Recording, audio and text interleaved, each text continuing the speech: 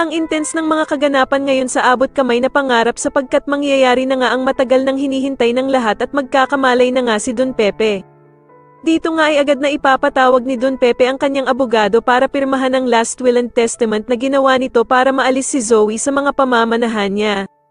Samantala ay muli ngang magkakatagpo ang landas nila Doc Robert at Lynette dahil sa pareho silang a-attend sa party ng mga bata.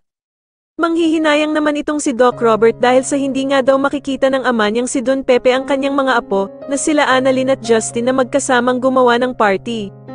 Pero ko-comfort naman siya ni Lynette at sasabihing may pag-asa pa naman daw na makita ni Don Pepe ang kanyang mga apo dahil sa buhay pa naman daw ito. Subalit mukhang nawawala na nga ng pag-asa itong si Doc Robert at sasagutin niya nga si Lynette na kung paano nga daw kung hindi na daw tuluyang magising ang ama niyang si Don Pepe. Sa kabilang banda naman ay ikakabigla naman ni Justin ang pagdating ng ina niyang si Giselle sa party at magagalit pa nga siya kay Annalyn dahil sa kung siya ba daw ang nagpapunta dito. Sasagutin naman siya ni Annalyn na gusto lang naman daw sana niyang magkausap silang dalawang mag-ina. Pero agad namang hihingi ng tawad itong si Giselle sa anak niyang si Justin at aalis na nga lang daw siya.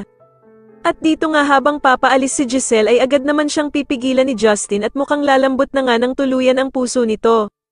Samantala matapos ngang magbigay ng regalo na kwintas itong si Doc Lyndon kay Annalyn ay hindi naman magpapatalo itong si Harry at magbibigay nga din ito ng regalo kay Annalyn.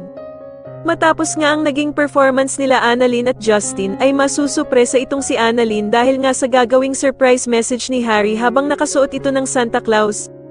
Sa kabilang banda naman ay sa wakas nga at mangyayari na ang matagal nang hinihintay ng lahat at tuluyan na ngang magkakamalay si Lolo Pepe. Sa tingin nyo dito na nga kaya tuluyang makulong ang bruhang mag-ina na sila Zoe at Moira kasama na din ang kasabwat nilang si Doc Carlos, mas lalo na nga talagang nagiging exciting ang mga susunod na kaganapan kaya naman ay mas lalo pa nating abangan ang mas lalong gumigandang abot kamay na pangarap. Maraming salamat po sa inyong panonood at sana po ay ma-subscribe nyo ako. Maraming salamat po.